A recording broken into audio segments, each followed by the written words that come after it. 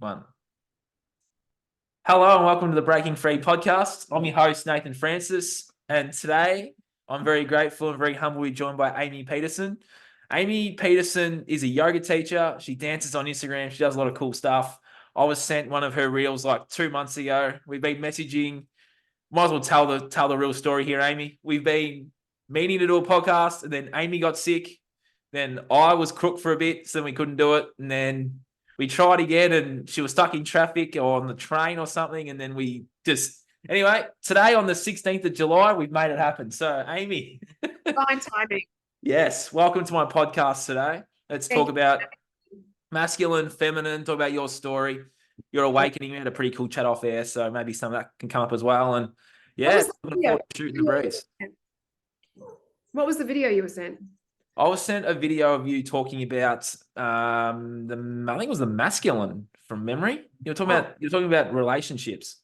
Okay, yeah, I love a bit of that. Yes. I thought maybe you got sent a dancing one because there's lots of dancing. Oh no! Well, when I had a look at your Instagram, I saw all the dancing videos. Yeah. No, she's a very good dancer. She's going to show me how to dance one day. It'll be good. I can give you some tips, that's for sure. Yeah. So, Aimee, how did you get into the work that you do now? And what were you doing before your awakening as well? Because a lot of people would like to know. Oh, okay. Well, I mean, I think it goes all the way back to when I was an athlete. So I actually ran for Australia in 92. Oh, there you go. 400. I was in the same relay as Cathy Freeman. I couldn't find that anywhere. Yeah, I don't really talk about it much. It's weird that I just led with it because it's not anywhere. I don't put it on yeah, it's kind of like another lifetime ago. Okay. And I have to say that we call it an awakening, but I had a very strong connection to spirituality and to what I at the time perceived to be the divine through being an athlete, actually, because it took huge amount of connection to that something higher to keep yourself moving at that elite level and consistently competing and moving through all the stuff that comes up around that, all the self-doubt and all the self-whipping and the judgment and the challenges. So it definitely started there for sure. Then I got massively injured, so that was a big leap of faith as well, because I never got back to that peak level again. And from there, I went into the world of debauchery. So it was into drugs, alcohol, started working in bars, started dancing in bars. I wasn't stripping, but I was dancing in cages, the go-go girl. So I did that for a couple of years. And then something just started to activate in me, and it was like a choice. It's an interesting thing because I just started getting interested in yoga, not really like mad fanatic or anything, just like it's a nice practice kind of thing. And I went to drama school as well. I was an actress before I was a yoga teacher, and you can find that on the internet. Oh, good. Because I was on a TV show called Crownies and then Janet King. So yeah, so you can actually look that up. But I don't look anything like that. I had my short dark hair, and so you wouldn't even recognize me. But so drama school, I discovered yoga, and then it was just this really clear moment. I remember I went out partying one night, and then the next day I was physically really sick, and I just thought, this is a choice. I either go that way or that way, but I can't. They're not going to marry those two worlds. It's just not going to happen. So I chose the path of being clean and sober and moving into meditation and yoga and to be honest, for the first couple of years, I that was like another addiction because I kind of just swapped it. But then over time, things started to integrate, and it became more balanced within my being for sure. And then I was like, still acting, but acting's a pretty fickle world. It's also a very vacuous, vapid, fairly empty. This is just my experience, so I'm not throwing shade on actors at all or acting, but for me it was quite an empty thing. And then I wanted something more. I wanted to grow, and I wanted to be of service in a way that was much more powerful than doing, you know, a deodorant ad. You know, 'cause it's a lot of the work you do, and it's like, that's great money, but what does that contribute really? So then I studied to be a yoga teacher, and for me, it actually took me by surprise, because I wanted to be a famous athlete. I wanted to be a famous actress for all the wrong reasons, really, because I wanted to fill all the voids. And then I started teaching yoga, and I was like, this is what brings me joy. I know I wake up every day and I'm going to be pretty happy through most of the day because I'm being of service. And I love it. I love it so much. It's definitely, I think your dharma and your purpose changes and shape shifts and moves. I don't think you get one for a lifetime, but it's certainly been, you know, the most long-standing dharma that I've had so far. And it's kind of morphing at the moment, actually, but I still love showing up and being a teacher. That's awesome. Yeah. So in that, we'll circle back to the drinking and partying stuff, so I can relate to that too, given that I've only done it in the last, like I stopped 4 years ago. You've a bit longer than me, but just like, I know for me, I had like that moment. So you had that moment too, where you had to make that choice. Mine was a rock bottom moment. Did you have any of those rock bottom moments where you got so, and you just had to Oh my God. yourself Yes. up? Yeah. Yeah, I had this terrible experience one night. I mean, I won't give you all the details, but I did end up sort of waking up in my apartment and not knowing the person that was there. And I just didn't recognize them. And I didn't really know at the time that I was in complete drug psychosis, and I did know the person, but I couldn't. So I put on my dressing gown, which was like this blue and white polka dot dressing gown, and ran through King's Cross, crying my eyes out. I was basically in hysteria, to my friend's house, knocking on the door. And she can't talk to me about it to this day, because she's like, Wow. it was so traumatizing for her. Apparently I was speaking like a little girl, and I was just freaking lost, you know, in that drug psychosis. And then we went to the police, and, you know, I was crying, and they were like, have you been raped? I was like, I don't know. And it was really very full on. And then Wow. they end up bringing the person in. I was like, oh no, I know that guy, he's my friend. So that was, I mean, I had other ones like broken bones. I broke my nose. I broke my feet a couple of times. I fell back on you know, what's that toe ball at the back of a car? Oh, the toe ball or toe. Yeah, and I broke my rib. Like, so a lot of injuries. Yeah. Like, I was mad party girl. Like, I just did not know when to stop, nor did I want to stop.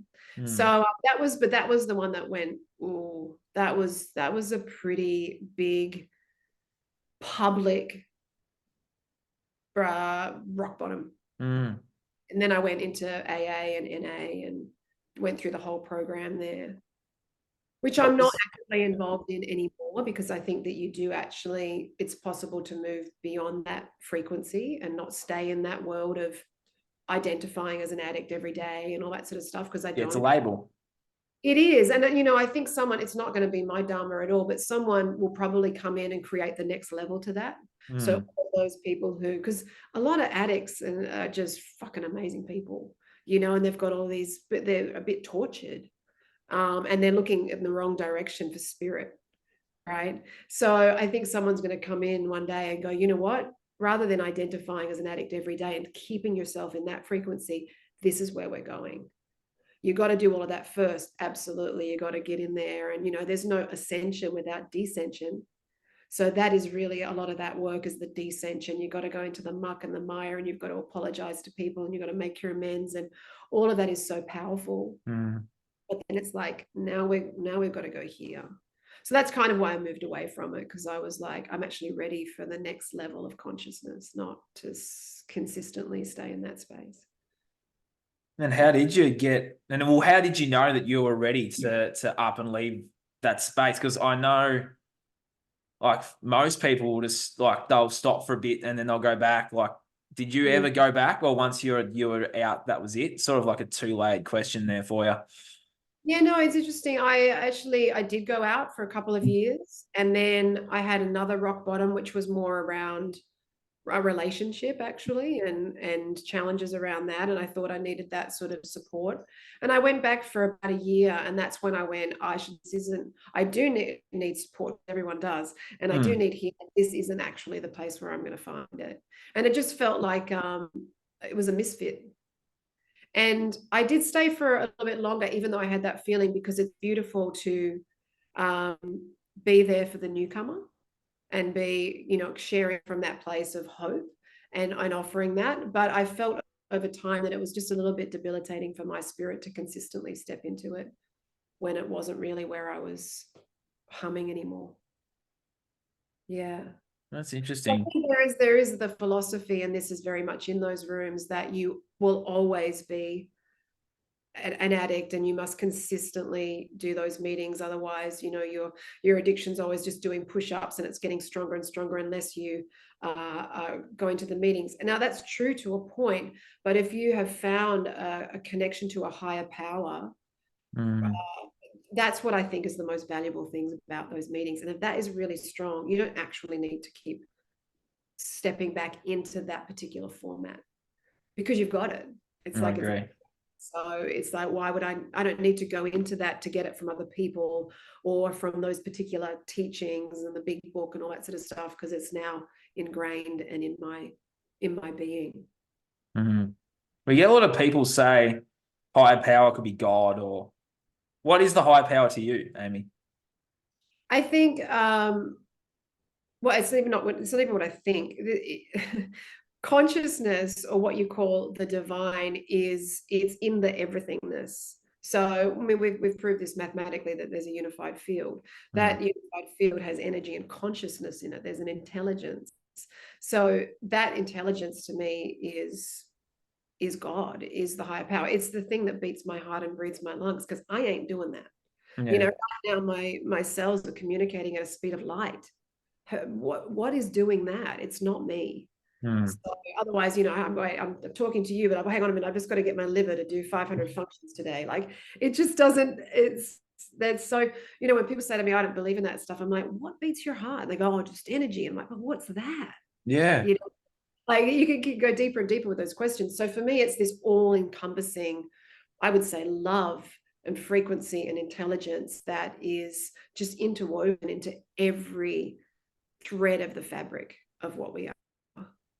And how did you find your connection? Like, how did you build that connection to the higher power? What was your connection to it? Because obviously it dragged you out of the shitstorm you're in.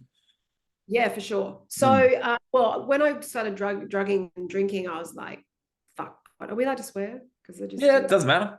Doesn't worry me. I swear all the time on you. I swear all the time too. I love it. I was like, fuck God, and I was really quite, I was brought up Catholic, and I was really quite religious, and I had a very strong connection to Jesus, actually. Like, and I've been looking at his original teachings lately, and I'm like, oh, the original teachings are freaking amazing, and they're so connected to yoga and the law of one. So we can talk about that in a minute. But and then when I went into drinking and drugging, I just rejected it all. So it was a funny thing when I walked into 12-step AA, that first meeting. It says, the first step, it's all about God. And I was like, oh man, I can't deal with this God stuff. But it was through the 12 steps, through doing that work, and the same time I was doing yoga and meditation. It was all still a concept, though. It was all still a concept at that point. And then it's really when I started working with one of my teachers. Her name is Tara Judell, and she is in the tantric tradition of yoga. And tantra is not about sex at all. There's a small part of it that you can work with sex if you want to, but it's a huge, very diffuse philosophy and spiritual practice. And when I started working with her, that it just started dropping in. Like, I was sitting in meditation and I could feel it. I could feel this. It's called spanda in yoga. It's the of life. And I didn't have access to that before. And within that, I could just feel so much beauty and so much power and so much love. And I was like, oh, there it is. It's outside of myself somewhere. It's here. It's here inside of my being. And I still forget that. Of course I do. I have days where I'm like, meh, and life and then I forget. But that's why we come back, right, to meditation, to go, oh, there you are again. Sorry, I forgot. Well, what? Thanks It's so true. Thanks for still being here. Yeah, it's so true though, isn't it? It's just like waiting to be remembered. And all you have to do is remember it, and it's like connection. I watched a podcast recently and he said this beautiful thing. He said, the individual are the universal. So consciousness is desiring to be the individual. Like consciousness just wants to be in these different expressions so it can have its experience of itself as Nathan or as Aimee. And the individual, our deep heart desire is to expand beyond those limitations and move into the universal. So it's kind of like the opposite thing. That's why they say, like, divine will and your heart's will are just the same. So yeah, we're aching for each other. Fortunately, we're just there to, it's just there. There's no distance to travel, as they say in Tantra. Yeah. That's interesting story you've had there. I didn't know you. Yeah, that's really, really powerful, especially for women too. So obviously the women out there today, like how would one start their journey on reclaiming their power? Because like women my age and younger, well, they're doing what we used to do. So then there's the introduction of OnlyFans. So there's all this other stuff that's come out since you're of that age. It's like, where do you want to go from here with OnlyFans? I don't know why that just came in then. Yeah. That just dropped in like just dropped in. Yeah. Yeah. So look, for young women, I feel a deep sadness around those things that have bubbled up out of consciousness, and the young boys who are watching porn. And I was one of those young boys. Oh yeah, like it's problematic on so many levels, but it's within the teachings. It's always about that return to self. And because I definitely did that when I was dancing in nightclubs. All of my value was on men looking at me, and if they weren't looking at me, then I didn't have anything. I was just a shadow, like it was so important. So I totally understand where that comes from. And I mean, maybe I'll do this, maybe this will become my dharma, but teaching young women the value of that they already have just as who they are, the value of just existing in this human form, and also to be a woman. Like, it's so amazing. And we have had that collective programming that to be female is sort of less than. And yet we are these incredible creators of life, and we hold within us a portal from other worlds. And whether you choose to, I chose to not have children, I still honor the portal. It's still there and will always be there. And that is, so I think if we start at that place, it really always comes back to the self-work and seeing who and what you really are, and finding the value within you. And that did certainly come in, but it came in for me a lot later. And perhaps that's the trajectory that we're meant to all go through. But I'd love to be able to step in a lot earlier for women and help them find that. Yeah. Because it's a very painful journey when you're consistently seeking validation outside of yourself. It's risky. It's an unable game. It's unable. So yeah, I think there's a lot to be said for starting women's groups, girl groups, a little bit earlier. Even men's circles too. Oh my God, men. I think it's so wonderful, the men's groups, because women really have been doing, I've been doing women's retreats for so long, and women's circles and medicine circles and womb circles and all that sort of stuff, that it can't just be us doing that. Men need men. They need, when my partner goes out with the boys, I'm just like, babe, go. Like, it's so important for you guys to be surrounded by other good men who lift you up and support you. So yeah, men's groups, I'm a big fan. Yeah, we need more of them. They need more men standing up and stepping into their power too. Absolutely, because I think the bird of humanity has two wings, right? So if it's just like the male wings going, yeah, I'm great, things are great, like it doesn't, it's one or the other, it's a two-sided coin. If the feminine is crumbling, the masculine is crumbling too. Because then females are stepping into their masculine. Like I see out there in society today, Aimee, we have a lot of over masculized females right now. 100%. Yeah. 100%. And I would argue I was definitely one of them, like, let's say 20 years ago. Such a front footer. I was like, no one can fight with me, and I'll get you, and like really aggressive and strong, and fuck you, and it was all this armor, because the masculine inside of the self is the protector. It's actually the guardian, and also in relationship as well, but it's the protector and the guardian. But if you overly identify with that shows up as armor and tension, and the women are just, because they've had to be their own masculine protector. So a lot of it comes from trauma, not being able to feel safe in the world. Because I hear a lot of men talk about that, and it's true. Women are becoming overly masculinated. Is that a word? You can see it. It's obvious to see. It is a word, yeah. I just made it up. Shakespeare words. Let's throw a few in ourselves. Yeah. But you know what I'm saying, and I think it could be. You can easily criticize it from a surface level, but we've got to go, well, why aren't these women feeling safe to be in their feminine? Because it's not a safe world for the feminine at the moment. It's not a safe world for anyone, first of all. But I mean, I think that's shifting. But in order for women to really soften and be in their feminine, it requires safety.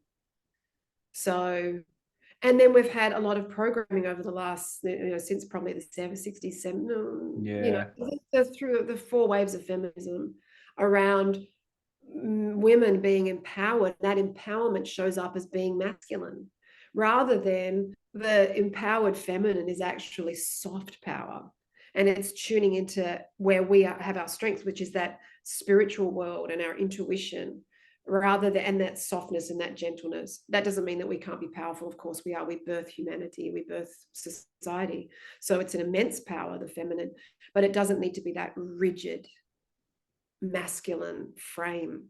That's not where we actually thrive, and it's to our own detriment, because we don't get to experience our true power if we're sitting in, it's like we're sitting in false light, trying to be playing the male game. Interesting. Do you find, I don't want to bash anyone here, but do you find it comes from fathers? Like the father has abandoned them, or they have a lot of resentment towards that one male figure in their lives? Like, I know it's such a throwaway line, but like daddy issues, do you find that comes into it? Because I seem to believe it does. And then on the flip side, for mummy issues too, right? For the men, right? The one woman in their life, they can't trust. And then how can they trust a woman in their life? You know what I mean? Totally. Your family of origin stuff is everything. Yeah. So I love my father so much, but he was not there. He was there in his own way, but he had his own stuff going on, which made him very avoidant. Right. So I was going, Daddy, please love me. And because I didn't get that, my self-worth growing up was so bad. So I had to win, first of all. So that's why I became such a dedicated athlete, because when I was standing on the podium with the gold medal, I'm loved. Then I become an actress, right? Winning gold medal. Yeah, well, I won the national championships, yeah. Oh, hello. Well, you need to Google that. You might be able to find me. Well, I changed the spelling of my name, actually. I was AMY. And then I changed it when I had my first kind of big shift to AIMEE. But yeah, and then I became an actress. It's like so many actors are out there doing that because they want to be seen, because they weren't seen. And I think a lot of women who don't have that strong relationship with it, I'm not going to say, I mean, I have a good relationship with him, but if they don't feel seen by their father, then that's a big wound. Mm-hmm. And I'm dancing in nightclubs trying to get men to look at me, to heal it over and over and over, and then I get into relationships with avoidant men because I'm like, you remind me of someone. And then if I can heal, if I can make you love me, then the wound will be gone. Then I'll be healed for the first time ever. And it's, that's an unwinnable game too, because they're avoidant. So they're never going to give you what you want, as someone who has an anxious attachment, which primarily a lot of women are anxious attached. And you could argue that a lot of men are avoidant. that also swap. That's not a hard, fast rule, but because of the daddy issue stuff, a lot of women have anxious attachment, that's for sure. And it's only since I've been in a relationship with a secure man, which is my partner now. Honestly, I didn't know what to do with him when I first met him. I was like, what do you mean you're not good? You're not. I just keep waiting for him to leave. Yeah. Is that what you were used to though? Yeah. Yeah. Well, it's actually they break up with me, or not so much that, it's more that they're just not there. They're not there emotionally.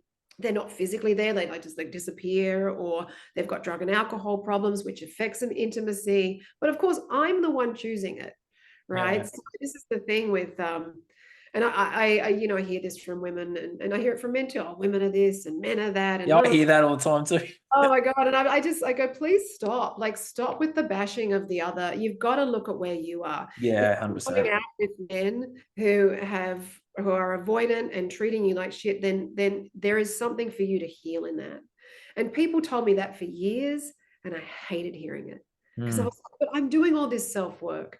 But it really took that next level love of self to then invite someone in who actually is secure, who can actually, and stuff still comes up with me and him. I'm Like sure. sometimes I still go, do you even like me? Like, like just random stuff. He's like, what are you talking about? Like, he's so loving, but it's in my makeup to look for abandonment. Yeah. So, but yeah, that daddy stuff, that's why, I think all human beings on the planet should do self-work in whichever way it shows up. Like, I did years of therapy, but years of somatic stuff as well, because it's in the body, right? So lots of sort of healing and movement workshops and breath work and things like that. And consequently, my relationship with my dad now is quite loving. It's very different.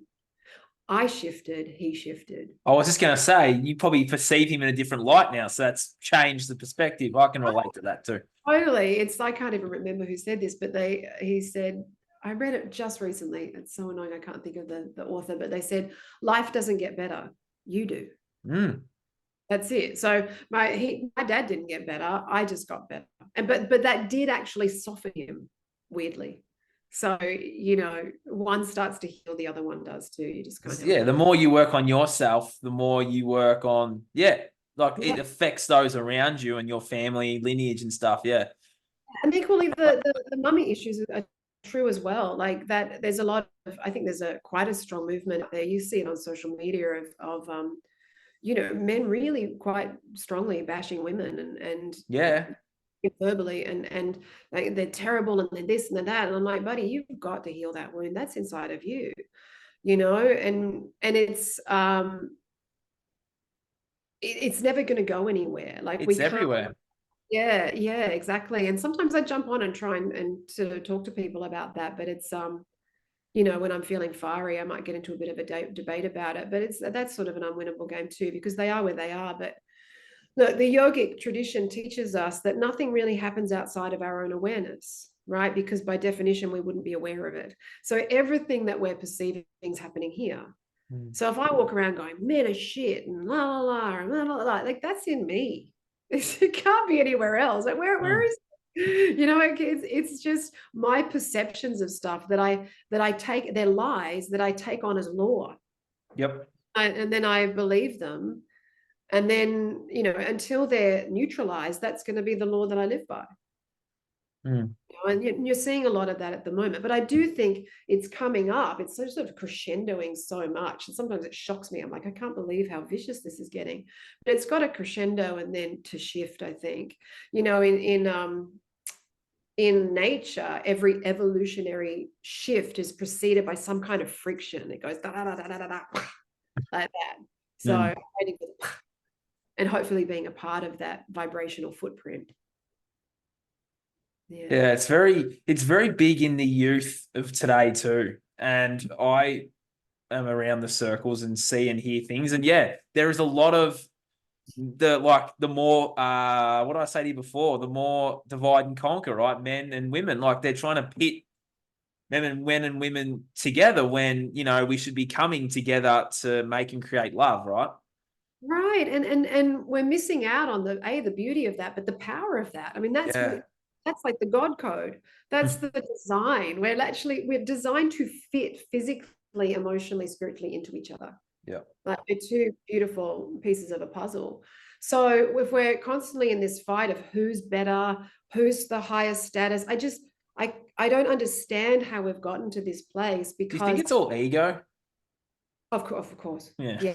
We're totally overly identified with the limited self. So we're just so habituated to this, and I'm a girl and I have to, defend women, and I was in that vein for a really long time. And then it just all shifted, and I went, what am I doing fighting these beautiful men who have something so different to offer? Is it better? No. Is it of equal value? Yes. And that's the thing about equality, because the men are out there going, oh, you guys want equality, this is all your fault. It's like equality is equal value, not to be the same. That's not what I perceive equality to be. It's like the feminine has a particular exquisite beauty and power and offering, and the masculine has exactly that in an opposite way. And we come together to complement each other. It's a dance. Like I'm learning to dance with my partner, right? And in the tantric tradition, the masculine is the container, right? That's what the masculine does. The masculine holds, which is it's so strong and so beautiful and powerful. And the feminine is the contents, right? So think of it as a glass of wine. The glass is the masculine, the wine is the feminine. The feminine moves a lot. Of course, we're mercurial, we've got monthly cycles, we've got all these emotions. Like this is us, but this is the beauty of the feminine. And it should be like, celebrated, like how amazingly different, rather than, oh, women are just crazy. It's like, well, you perceive that to be crazy, but you might want to just investigate, because there's some wisdom in there, and there's intuition, and the difference is so lovely. But if you take away the glass, the feminine is, yes, the wine is a mess, right? We need the container. So, but if you take away the wine, what's the glass? It's dry. Yeah. So they come together so life can be drunk, so it can be enjoyed and embraced. And when I try and lead my partner on the dance floor, and I don't do it often, to be honest, because I love being led, and this is what I want women to get. When you soften and surrender to the masculine and you just let him, lead, not dominate. That is not what I'm saying, ladies, at all. Because people get confused about, what do you mean he's going to lead? But when he just leads the dance in our relationship and also on the dance floor, I experience a softening and a surrender and a healing that I've never had before. Sometimes I just close my eyes, and he just leads me. And if he makes a mistake, I make a mistake with him. Like I'm not trying to control anything. But when I do try and control it and lead every so often, it's a shitstorm. It's a mess, because it doesn't work. Yeah.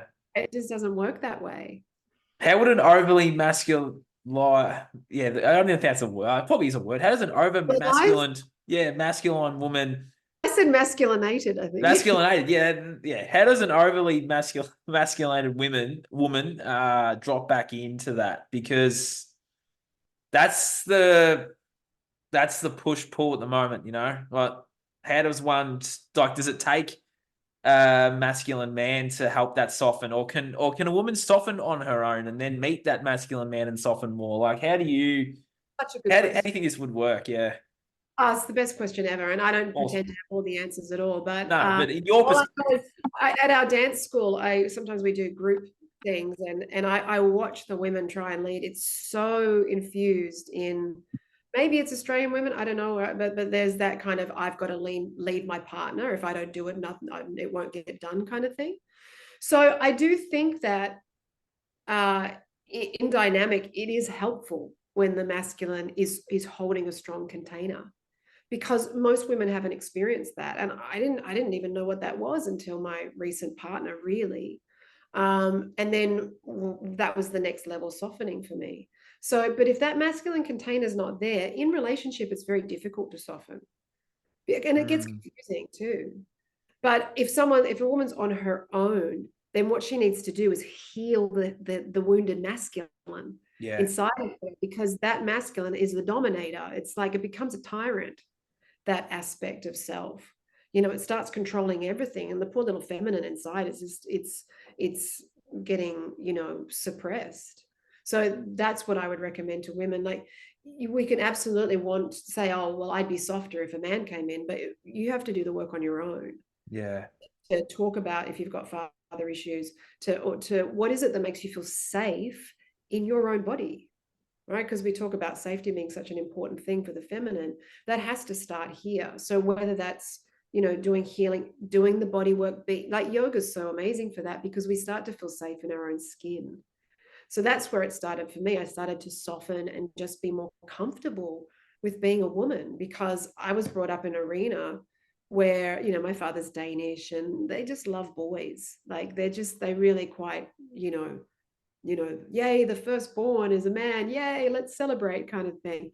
Whereas, and I always heard that and I was like, oh, well, what if I was born first? Because I have an older brother. Would you celebrate, or would that be bad?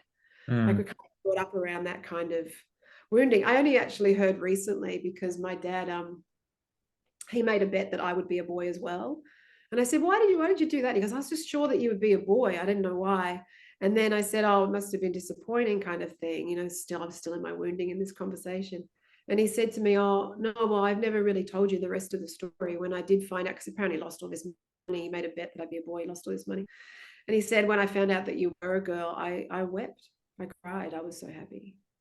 Yeah. I was like, why didn't you tell me that 40 years ago? Wasn't supposed to. What the, right? Yeah. Exactly. I had to do all of the you know, that say your karma becomes your dharma, right? And your karma is just where you're born. You're born under these certain circumstances. You've got these parents, and you've got to deal with this shit. And then usually what you deal with becomes the thing that you offer. So if I didn't have that experience with my dad, then I wouldn't have had this whole journey into healing the masculine inside of myself, stepping more into the feminine, and being on this beautiful journey. Yeah. You know, you got to blame intelligently. Are you a believer in we choose our experience before we come into this realm? I am a little bit, yeah. I mean, so you chose your parents, you feel? Yeah. I'm a believer of that. I reckon we choose. Absolutely. But I think we have soul contracts. Yeah. You know, and because, you know, you meet some people and they're just like Teflon. It's like they just slide off you. It's like, bye. Nothing. Yeah. And then you meet other people and you're like, there's a connection there. What the fuck is this, right? Yeah. I know you. And, you know, like this here with us too. Like, I felt a connection when I was just voice messaging you on Instagram. Totally. Like, oh my God. Blah, blah, blah. Like, you know, not everyone has that with me, and vice versa. So there's soul contracts. So, and you're often, I think, dancing around your family within those soul contracts. You know, like a book that you should read if you haven't read it is Same Soul, Many Bodies. No, I haven't read that one. We'll have to put that in the show notes for people too, and then I'll probably jump on it. Yeah. It's amazing. Same soul, many bodies. Did you want me to write that in the chat or anything? There's no chat because no one's here. We're actually recording, and we're recording live too. But what we'll do is at the end of this, we'll put it in the show notes. So many people. You can send me a link. Oh, that's funny. You can send me a link and I'll put it in the show notes. Yeah, so his name's Brian Weiss, and he's a hypnotherapist. And he just started taking people into their past lives. And people would be like, oh, I can see my daughter, but she's my wife. Yeah, literally. And she stabbed me in the chest. And now in this lifetime, I've got this bad shoulder. And like, honestly. Yeah, I've had that. Yeah. Yeah, that kind of thing. So I definitely think you choose your family, your partners as well. Like, I just saw my partner and go, I wonder what we were. Like, I mean, we might have been brother and sister because we're. You should find out. Well, he's going to do a past life regression soon from someone who was trained by Brian Weiss. So it's a fascinating book. And that really, I mean, yoga is a multi-life model as well. It's just multi-life. It's not just this one life. And you come in with all sorts of, you come in with your karma through, I think it's the causal body, but don't quote me on that, but I think you come in with the causal body, and that holds your past memories. And that's why people can remember things. And that's why some people have these extraordinary gifts at like 3 years old, and they can, you know, compose a symphony, and it's like, where the hell did that come from? Because they've done it before, you know, or they have this weird paranoia around something. Phobias are also a part of your past life experience. So yeah, like 100%, we're here to just have another crack at it with these particular beings that we're dancing around, and That's why I say blame intelligently, like, because it's like, oh, my dad this, my dad that, and all that stuff. But what else did that create? It also created the strength and the journey that you got on, and the things that you got to heal and discover about yourself that now brings you to this magic, So yeah, definitely chose that relationship. Yeah, past lives are interesting. I've had some interesting past life stuff in the last couple of years myself. Yeah, I can definitely relate to that. Yeah. And it makes sense. It makes sense in this life because you're playing out the opposite of what you played out in other lives, right? Yeah. Look, there's always that saying that people say, oh, I don't know why bad things happen to good people. And I'm like, that's because they haven't always been good. Like, they probably had 1,000 lifetimes, I'm sure. Where we've been everything, I feel. We've been good and bad, right? For sure. I remember we were speaking before, we started about my healer who passed. And I was on the table one day and he was talking about stuff, and I was talking about this guy that I was dating, and I was upset about this and that. And he was kind of talking about how, that patriarchal thing and blah, blah, blah. And I was getting into that story. And he said, yeah. But, you've done that before as well. Like, you've been exactly that before in, many lifetimes. Yeah. And this shocked me too, because the man was just so grounded in his heart. But he said, and so have I. And I was like, you? You couldn't have done bad things. You're like, an earth, but him too, right? Because we've all thousands of lifetimes, and we perceive ourselves to be good people. But even in this lifetime, I've done terrible things. I've done amazing things. I've had to apologize. I've had to ask for forgiveness. Yeah. Like, we're not just good people and bad people. We're just this big kaleidoscope of all these different expressions. And when we start to really get that here, we'll stop judging it out there. That guy's a bad person. Yeah, he's got some bad traits. Sure. But is he rotten to the core? Probably underneath not. everything, probably not, right? Probably in pain. Probably in a lot of pain. And had some really shit things happen to him that's created. So you turn from judgment to compassion. Yes. Because I was always very judgmental of people too. Yeah. Well, we're taught to be. We're taught that we're not connected to each other in any way, and that person out there is separate to you, and therefore you've got to fear them, judge them. Like, you got to work out where you are. Where's the status? Are they better? Are they less? Rather than this is just another expression of this one loving consciousness. Exactly. And the question that they ask us they invite us to ask in Tantra is, when you see something outside of yourself, the thing that takes you into instant compassion is, where is that in me? The fact that you can even see it means that you know it in you. If you didn't know it in you, you'd be like, this behavior is like nothing I've ever experienced. It's otherworldly, but you know it. You know greed, you know stubbornness, you know ego, you know all of that stuff because you have done it and you are it. So that's one of the bigger things that helped me sort of progress along the path, was consistently asking that question, where do I do that? Yeah. And it's easy to go, well, I would never be, a mass murderer or whatever.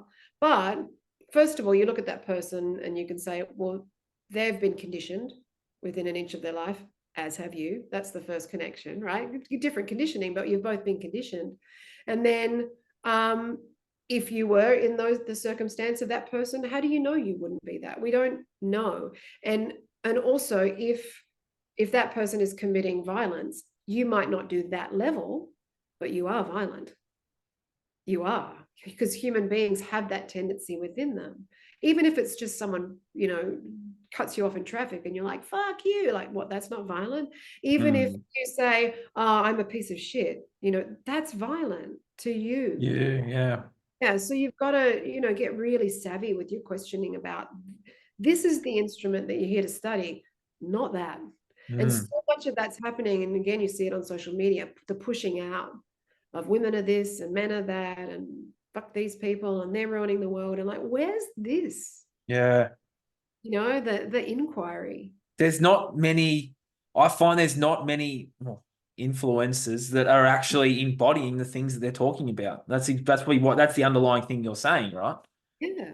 Yeah, absolutely. And I struggle to embody it as well. Like, I've been studying these teachings for freaking 25 years, and I think I them more and more. But some days I'm like, am I at the beginning again? You know, because I feel so in the muck and mire. So yeah, I mean, you're kind of inspiring me here on this call, because it's like to share from that place of I'm so human, and I have the shadow in me. You know, the beast within is here as well, not just all, hey, I'm really shiny, and you know, and that is a bit of a problem that we have with spirituality is peace, love, and brown rice. It's like, what about the descent into the underworld? Because that's so important to own. And you can only really be in your radiant light when you've known your shadow. The dark illuminates the light. Otherwise, it's another program in the spiritual community. Yeah, it's a spiritual bypass. Yes. I don't want to go into that. I don't want to look at where I might be a murderer. You know, I don't look at I can't remember who it said. I wish I could remember the people who say these things, but a great spiritual teacher was like, deep within us, we have is Christopher Wallace. So he's a fantastic tantric teacher. He wrote a book called Tantra Illuminated, which is just the best. And he's also very funny. I love him. But he said, deep within us, we have the most sublime, peaceful saint and the most violent killer. They're both in there. And this is the thing of Tantra. It's like to embrace all it doesn't mean we act on that part, by the way, but it sits inside of us like they're two seeds, right? So it just depends on which ones we're watering, really, as to what bears fruit in the world. And you can see there's a lot of people really in the darkness, and then, you know, sort of aligning themselves more to the shadowy aspects, but they're in everyone, you know.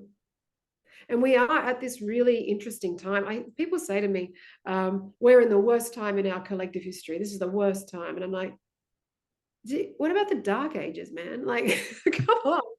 Like, are you we all chose to be here. So it's like, we're in the best time. This is the Great Awakening. You bought tickets for front row of this circus. So, you know, it's like, and I don't think it's the worst time in our collective history. What is happening is there's just more awareness. Yeah. There's more awareness around the human condition. So we're not all sitting in the, oh no, everything's fine and la la la la. It's like it's all coming up. So it feels like it's the worst time, but it's not. It's a great time. More people are doing yoga and meditation and breath work and all sorts of stuff. Yeah, 100%. And ever before. So again, it's that vibrational footprint that is just taking us to this next level. Yeah, absolutely. Will we see, you know, a world in our lifetime that's just all peace, love, and, you know, probably not, but I think we are heading in that trajectory. You know, in the yogic tradition, so I'm just talking a lot. That's fine. It's good stuff. In the yogic tradition, they say we're in the time of Kali Yuga. So Kali Yuga is the time of spiritual decay and moral decline. You can see that. We're standing at a time when, you know, when you've been up all night and you look across the horizon and you can see the light coming up and you're like, the dawn, it's coming. That's where we're at. So we're not in the middle. We're not in the dark ages. I mean, women complain now. It would hate to be one back then, you know, and no power. But so we're at a time when the light is coming up and we're starting to actually see the fruits of some of the work that we've been doing and what we've been through and what we've traversed and had to, you know, the dark nights of the soul and what we've had to heal, times of crisis that woke us up. It's been very powerful. Very, very, very powerful. And a great book for your viewers is Dark Night of the Soul by Thomas More. So I read that after that incident with the dressing gown running through. My shining moment. So I read that, and that book is so good because it really taught me to not be afraid of the darkness. The darkness here inside of myself, and that there were things that I needed to shed light upon and not go. When I went to drama school, someone said to me, they did drama school as well in a different institution, but they said to me, it's really going to crack you open, drama school, and show you what's inside of you. And I remember saying to her, crack me up, there's nothing inside of me. Like literally was just ignorant. I mean, ignorance is bliss, right? I mean, I was still drinking and drugging, but I thought there was nothing wrong with me. Are you kidding? You know, and then once you start actually stepping your toe in, you go, oh my God. Yeah. And every yoga class at drama school, I was bawling my eyes out. I just didn't know why. I was just stretching my body and everything was releasing, all the stuff that gets trapped in the tissue that we're not allowed to express because of so much dogma and how we're trying to fit in all the time. And then all of a sudden, it's just coming out everywhere. And I was like, wow, I do have stuff to heal. We all do. Yeah. But it can be shocking sometimes to people. It's like, oh, I don't want to go in there because what am I going to find? Exactly. And, a lot of the yogic stories, there's the first thing that comes up when like gods and goddesses gather around and there's a particular story and they start stirring the milky ocean of consciousness, which is actually spiritual practice, right? It's just a metaphor for spiritual practice, right? So they're stirring and stirring and stirring. The first thing that comes up is poison in the story. And they're all like, and the poison narrowly, misses them. But they keep stirring, and then the jewels, and they keep stirring, and then the moon comes up, and they keep stirring, and then the goddess of abundance. And, but that first layer, I don't know anyone on the planet who's not going to hit that, because Earth School is hard and we've all got our stuff. Yeah, 100%. Yeah. But we have the power to change that, and we have the power to move through that stuff to get out the other side, because there's always a way out. 100%. And I think we're coming to this point in our collective consciousness where there's a recognition that I have a huge power to participate consciously in my own unfolding, my own awakening, that I can do that. I don't have to be sitting on the sidelines and waiting for hopefully the situation to get better, or my dad to change, or change. Yeah, exactly. It's like I can actively participate every day from this place of I want to grow and I want to expand. And I am the instigator of that awakening. Sometimes, I mean, it's nudge from the outside, isn't it? With things usually happen, but it ignites an ember inside of us. And once you step on that path, that's it. Like it just continues to grow and grow and grow. And you'll have times when you are like, oh, it's amazing, I got through it all. And then all of a sudden, bam, then there's that new layer comes up. Sums up my last 2 months. Yeah, exactly. Right. And then you're going, like I said before we started, the thing today, it's like layers of an onion. And then there's another layer. And then you have a time when things are kind of good and you plateau a bit. It's like, oh, I'm done. And then life goes, there's more. No, we're not done with you yet, because consciousness, God, the divine mother, whatever you want to call it, it doesn't matter. This thing has 1,000 different names and sometimes is nameless, is there nudging you to recognize who you are. Yep. Recognize that you are God consciousness, and the power of the universe hums within you. There's a power no greater than that on the planet. So you hold that within your very skin. So anything can be done with that. Anything is possible and miracles can happen. Absolutely. And it's all about belief too, belief systems. Yeah. What was that? I said it's all about belief systems too, and believing that you can do that thing. And I know for me, I was always one to run away from my own power because I knew how powerful I was, because I've stepped into it in the last couple of months fully. And I'm like, holy shit, there are some things that I can do. Yeah. That Tom, Dick and Harry down the road might have, well, they have, I can see the power in them to do that one day, but it's like, holy shit, I can do those things. Yeah, absolutely. And that's the thing. Everyone has the equal amounts of power. It's just different levels of recognition of it. Exactly. And awareness of it and playing with it. But do you find as a collective, like people are running away from that, their own power? Yeah, absolutely. Because I know I was for 20-something years. Because it's so much, so it feels safer. It's not safer, but it feels safer to consistently blame the external. Yeah, 100%. For where we are and be in that victim modality and what's it called? Victim mentality. Yeah. Rather than go, oh, I have the power to completely change my life. That sounds hard. I don't want to do that. And it's an immense power. There's that Nelson Mandela thing that he wrote, like, it's not our greatest our darkness that we're afraid of, it's our light. It's our light. We're powerful beyond measure. We are. And that power is it's frightening, because again, we're habituated to our limitations. That's where we're habituated to the limited self, where we're habituated to the personality, right? Rather than looking at the presence within us and the power within us that can actually allow us to move beyond that. Because there's also that fear, and I have it too. What if I let go of that little self? What am I going to be then? Who knows? Because you don't ever lose the outer coding. I'm never going to not be Aimee. I'm not going to rock up to a dinner party and say, hi, I'm infinite consciousness. Like, still stay somewhat attached to that personality, but within it, there's such a power and connection to the real self, which is eternal and indestructible and incorruptible. Uncorruptible, incorruptible, whichever. You choose. That's a good way to finish things too, actually. We've been going for a bit. If there is someone out there, no, that's fine. If there is someone out there that's listening and watching right now, Aimee, what would be your advice to that person to take their first step into their power or onto that journey, hero's journey? Healing.